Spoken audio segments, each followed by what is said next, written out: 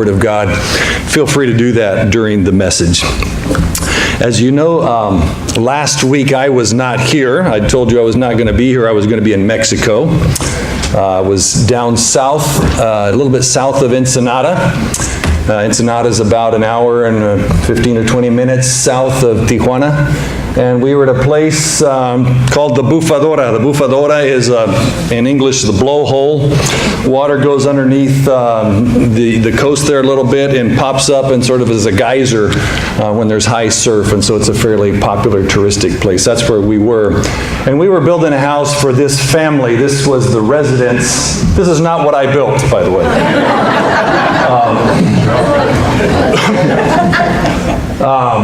Residents of Immanuel and Porfiria Galicia and their 5 children. So on day 1, this is actually not our group. I did not get a picture of day 1, so I stole one from another group. But this gives you a sense of the house. It's 16 feet wide, which if you look at the stage, the edge of that step right there to the edge of this step right here is just a little under 16 feet. Just a little bit wider than this stage and about 5 feet longer than this stage. I wanted to show you this picture because I'm just amazed at how ingenious this house is. You can see where the back one bedroom is going to be there, another bedroom is going to be there, and this front room, each bedroom will be 8 by 10 feet, and this front room will be 16 by 10 feet, I believe, across, and that's where the kitchen and living room and area will be. But what is most interesting and makes this house really, really work for families, you're going, how can a family fit in a house that big? We built a loft. This is going to be a loft. This is actually a platform. There'll be plywood on top of that. That will be a loft and a sleeping area for 4 or 5 or 6 kids. So in a 16 by 20 foot house, you can actually get a family, maybe 2 couples and 4, 5, 6 kids up there in the loft. Pretty amazing. So he's standing where the loft is going to be. The walls are up. This is end of day 1, start of day 2. The front door on this house that we built is going to be at this end down here. It's where they wanted it. It's going to have windows. You see the windows in this slide. Have a window on the back. Now they actually are standing in what will be the loft. So this is still working day 2. At the end of day 2, we finished, got the roof structure going up. You see the drywall on the inside covering up the windows. We busted that out and made the windows also. And we stopped to make tortillas. This is how they actually cooked outside, while we were there. This is what they were used to cooking, so why not make up some homemade tortillas right there. So cooking tortillas, getting the roof on at the end of the second day. And then last Sunday, we drywalled it. Nobody knew how to mud the walls, so I got to do the joints and mud the joints and stuff. Some of the drywall's not quite up yet. There'll be a piece of drywall up there, and then up in the loft, you'll see where some drywall is going to go. This plank up here is actually a piece of aluminum that we were using as a walking structure. That'll come out. And basically, you can kind of imagine what the finished product would be on the inside, and that's the outside. 3 days we built the house for this family, and it was just wonderful. Painted it, finished painting it on the 3rd day. And there they are, going in their house for the first time, Jose. His son Manuel's not there, his wife is in the back, got some daughters here in the front. So we did that. And I'm somewhere in the back of that picture. You see me back there. By the way, these guys are not, they're not calling me, they're standing on buckets because they're trying to be tall. Familia Galicia, we gave them a Bible and all our names in it and stuff. So anyway, basically I did that. I wanted to see what the process was, how it worked. And so we had a great time. It was real important that we get the roof on there pretty quick because, having to sleep out there in the desert and stuff and is kind of rough. So if you believe that, you're crazy. This is actually where we slept right here. To motivate you next year when we do this again. My friend Ivan Cáceres is a real estate agent and a Christian over at the North County Church of Christ, and he does this twice a year. So basically on site we had 2 people who knew what was going on who actually live down there and supervise these works. And everybody else was unskilled labor except for myself.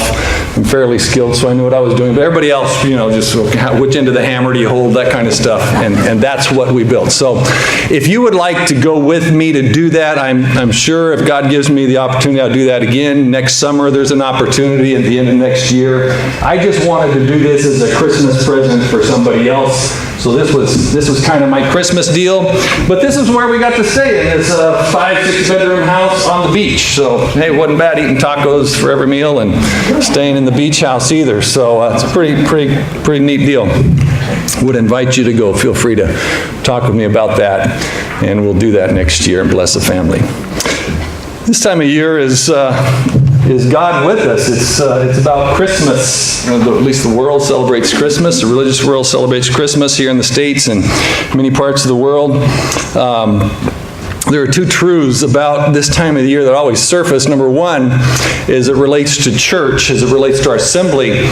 People are most thinking about going to church, those people who are not used to going to church or not consistent at attending church, they're most thinking about going to church 2 times of the year, and this is one of them, Christmas. The other is Easter.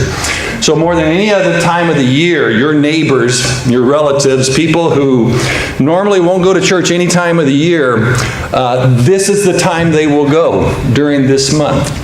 And because of that, I thought it would be good to have some lessons about God giving us hope through Immanuel, through God being with us, giving us hope, giving us love, and giving us joy. So that if you would like to invite people this month, next week will be on a similar subject. Today on hope, then on joy, then on love and joy. Please invite people. The other thing that I'm reminded of this time of the year is that for everybody, it's not hope, joy, and love. At least for everybody, it's not an up time of the year. I was watching TV news a couple of nights ago, and the widow of Officer Lehman, James Lehman, who was killed in 1997, along with another sheriff, Hagen, when they investigated a family disturbance in Whitewater, near this exit, which is named for them at Whitewater, were gunned down as they approached a house where the family disturbance was happening. The husband of the lady, who was irate, had a military rifle and shot one of them in the head and the other in the heart as they were approaching the house, and died almost instantly. And so this was put up there on the 10 freeway. Every time we drive up there, about 4 miles from the dinosaurs, this is what you're going to see, that exit that honors these men who died in the line of duty. And the widow was explaining on the news, on television a couple of nights ago, what a heavy time Christmas is for her and New Year's, because this happened on January 5th. 1997. So the holidays are always a heavy time for her. And for many, we have to remember that holidays are a heavy time for people because things change in our lives. And maybe it's people. Maybe a husband was taken away, or maybe a wife was lost, or maybe a son, or maybe a daughter or a relative is no longer with us. And so holidays sometimes are just not all fun for people because certain people are not around anymore. Or maybe the unexpected circumstances of things changing, job losses and things that happen, or car accidents and different things that change our circumstances, our health. We're not able to get up. We don't have the mobility. We're not able to do the same things. So at this time of the year particularly, it's not always happiness and wonder for people. And we need to keep that in mind. Which is another reason to remember that Immanuel, which is really 2 words, El in Hebrew is the word for God. Immanuel means with or to accompany. And so this combined complex word together, Immanuel, means God with us, gives us hope. And today's message is about hope. Hope is the ability to see the potential for good in current and future events, even though and especially when those events seem to be challenging or difficult. Hope is the ability to see through those challenges and that difficulty and have our eyes fixed on something that is optimistic and good. And God being with us, Immanuel, certainly gives us hope. I want to do a narrated reading with you and give you God's message to Ahaz, which was a message of hope. He didn't receive it that way. He should have received it that way. But real quickly read through this and give you this message of hope that God gave to Ahaz. When Ahaz, the son of Jotham, who the son of Uzziah, was king of Judah, King Rezin of Aram. Aram is the same as Syria. So this king of Syria wanted to take out Ahaz. King Rezin of Aram and Pekah, the son of Remaliah, king of Israel, marched up to fight against Jerusalem, but they could not overpower it. And so what you have is Pekah, the king of Israel, the northern part of the kingdom. Judah is the southern part where King Ahaz is. So Pekah of Israel has allied with the king of Aram, whose name is Rezin. But they're not able to conquer Jerusalem. They're not able to overcome it. There's probably some other skirmishes and wars going on that they're having to keep a front against, and so they're not able to overcome Jerusalem. Even so, Ahaz is worried. The house of David was told, Aram has allied with Ephraim, so the hearts of Ahaz and his people were shaken, as the trees of the forest are shaken by the wind. In other words, Ahaz was shaken in his boots. He's worried because his northern neighbor, the king there, has allied with the king of Aram, and they're coming against him and trying to beat him. So the Lord says to Isaiah, so here's Isaiah's mission. Isaiah is a prophet of God. You go out, take your son with you, Shir Jashub. Shir Jashub means that God will bring back a remnant. That's what his name means.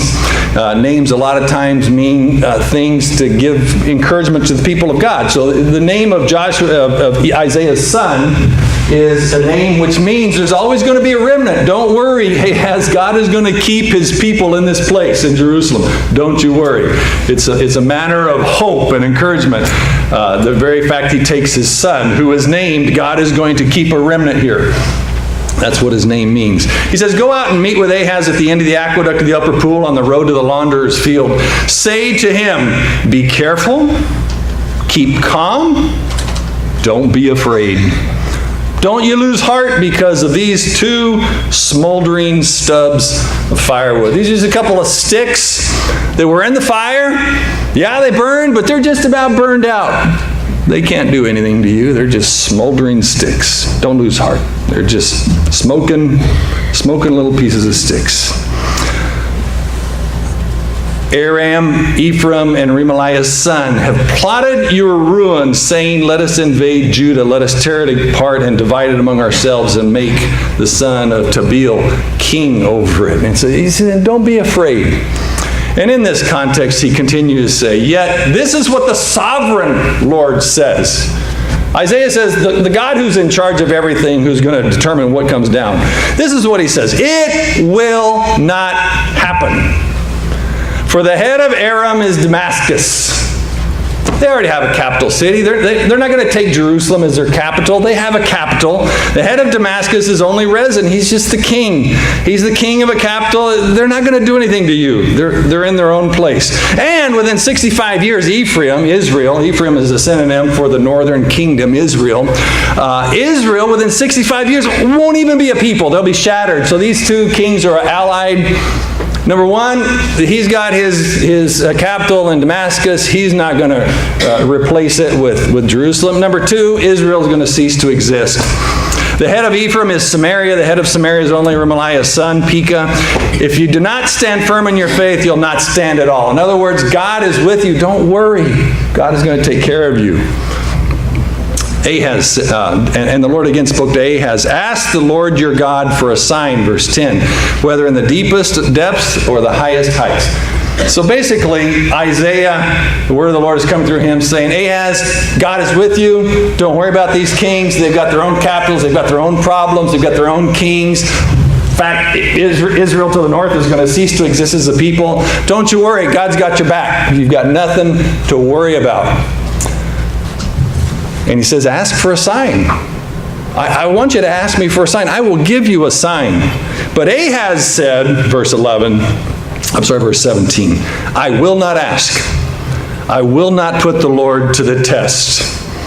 Which sounds really, really good. Sounds really humble.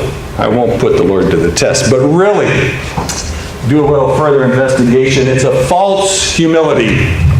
It's a false humility because, number one, Ahaz has set up places of idolatry all around the land. So he's an idolater. So probably he's not seeking the Lord's advice because he's seeking all these idols anyway.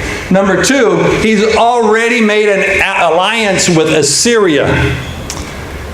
And he's already stripped the gold out of the temple and paid off the king of Assyria to protect him from the king of Aram and the king of Samaria or Israel. He's already allied himself with another country. In other words, the reason he is not accepting that I need to seek the Lord for a sign is because he's already sought help from another country. That's why he's not seeking the Lord. And so it is a false humility. 2 Kings 16 verse 7 says he has already given the gold of the temple to the king of Assyria and asked for his protection. And then Isaiah said in verse 13, hear now, you house of David, is it not enough to try the patience of humans? Will you not try the patience of my God also? Therefore, even though you don't want it, the Lord himself will give you a sign. The virgin will conceive and give birth to a son, and will call him Immanuel.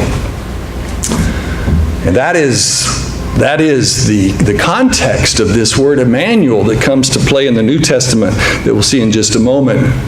But the context of that word, now you know the history of it in the original context, and how God would do that for King Ahaz is certainly discussed, and how that happened among the scholars who study the scriptures, and how God would bring that about. But most significant is the message to Ahaz. God has your back. God is with you. Put your hope in him. Immanuel, God with us, the virgin bringing forth a son. Immanuel, God is with you. Put your hope in him. The Lord will give you a sign and will call his name Immanuel. Immanuel means hope. The fact that God is with us gives us hope. One of the modern day stories about hope that impacted me in an enormous way was actually displayed in theater. I believe the name of it in theater was called The 33. But the documentary on YouTube, which costs you nothing to see, and is only 47 minutes long, which you could see this afternoon. If you do a web search on Chilean mine accident, narrates this story about the mining accident in the mine of San Jose in northern Chile on August 5th, 2010, where there was a collapse about 2/3 of the way down of a mine that was a copper-silver mine that went down almost half a mile, about 2,400 feet into the earth. And while 33 men were down there, the mine collapsed at those spots where the red stars are.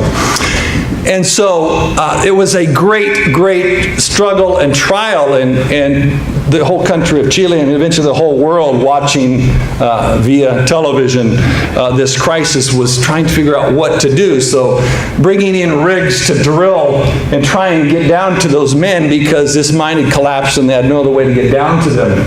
It was not until about day 19 or 20 that after drilling with 3 or 4 different types of rigs to just get any kind of a hole bored down to them, they were able to finally, with a rig, get a hole bored down about 6 1/4 inches wide.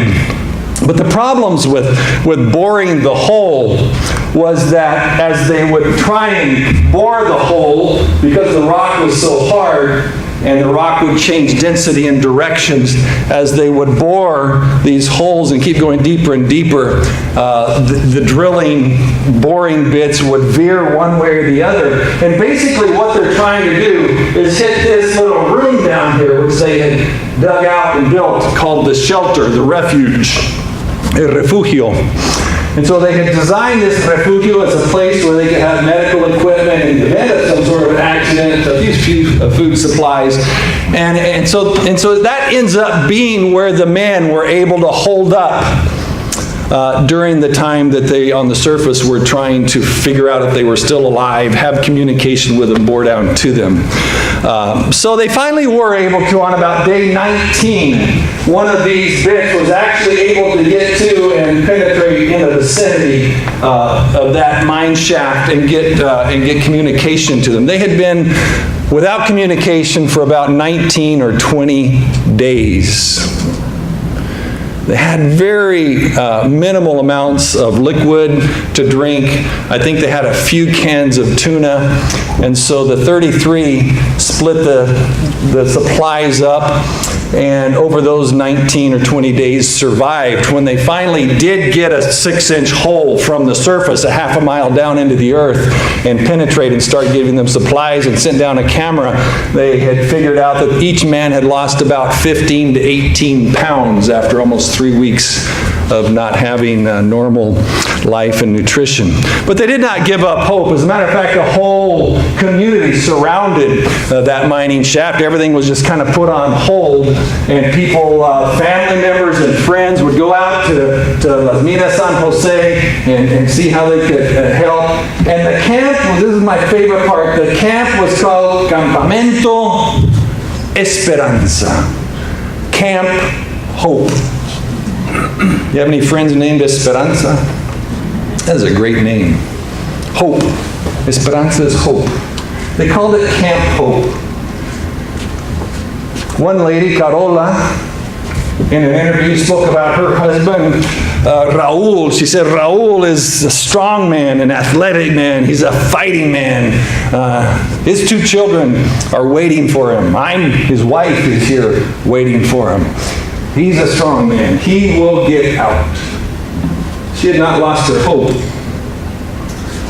This is one of the pictures when they first got communication with the miners about 19 or 20 days after the accident, and they finally were able to send a camera down there. I'm wondering why Tim Allen is down there. I think this guy looks like Tim Allen right there.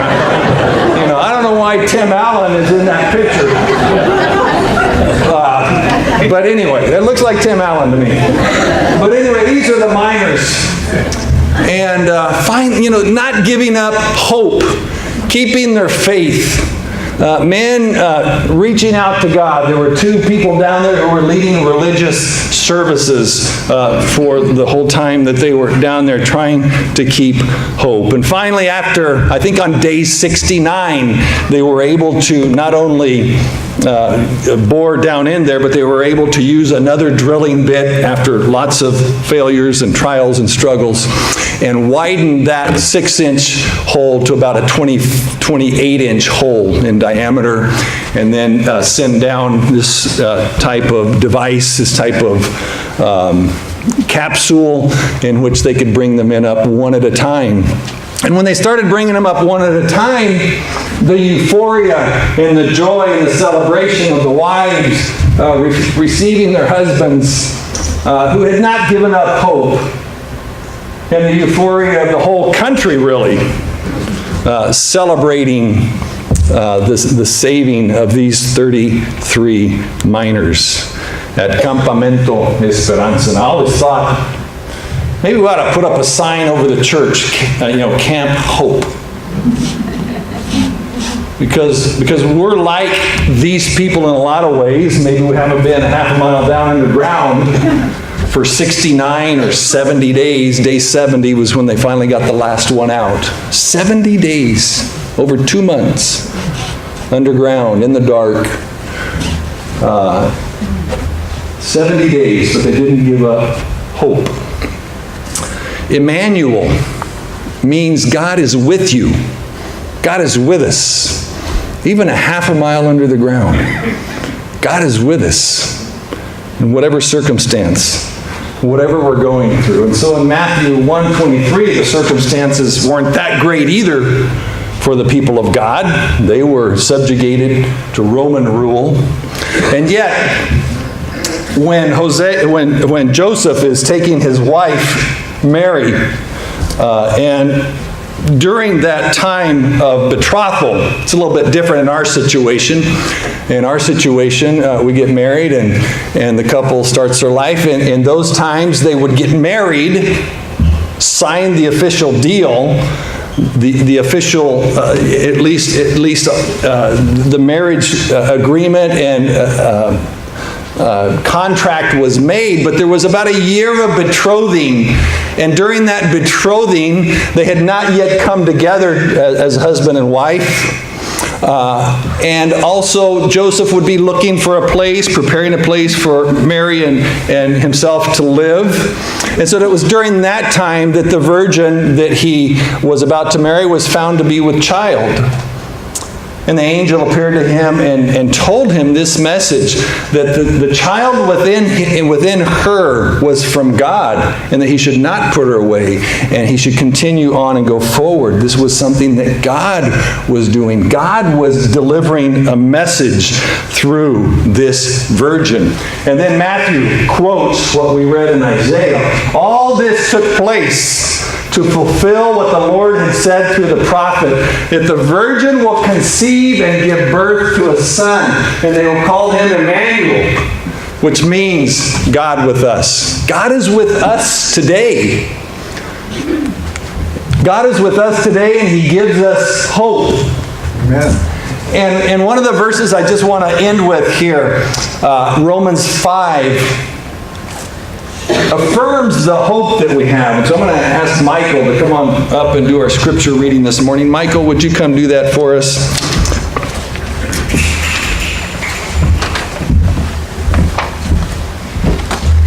Good morning. Therefore, since we have been justified through faith, we have peace with God through our Lord Jesus Christ, through whom we have gained access by faith into this grace in which we now stand.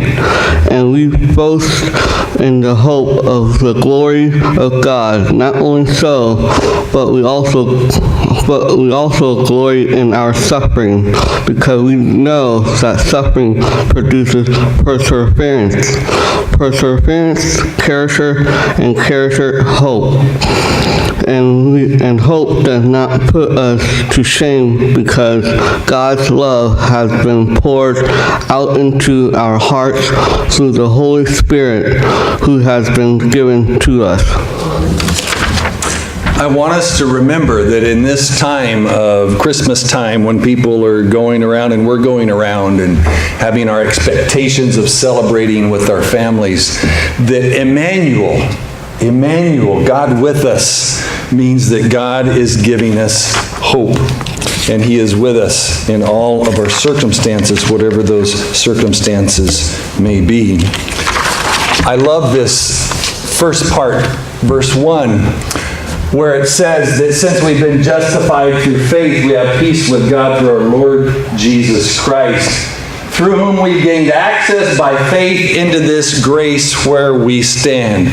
We stand firmly on the grace of God. Amen. Our position is secure. No matter what is going on in your life, no matter how circumstances have changed, no matter what has happened to our health, if it's diminished, no matter if people have gone out of our lives for whatever reason, no matter if we fulfilled the expectations with which we started 2018, seems like a couple of months ago, no matter if we've failed at lots of different things, no matter if our body is weakened, our position with God is secure. Because it's not based on any of those things. It's based on Jesus Christ and the peace we have with God through what Jesus